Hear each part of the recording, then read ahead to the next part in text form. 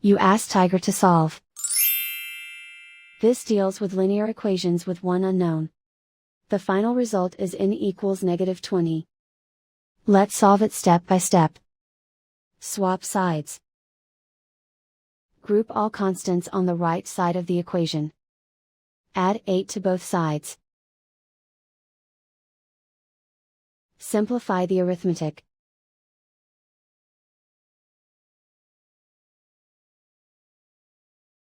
Isolate the n. Divide both sides by 5. Simplify the fraction. Find the greatest common factor of the numerator and denominator.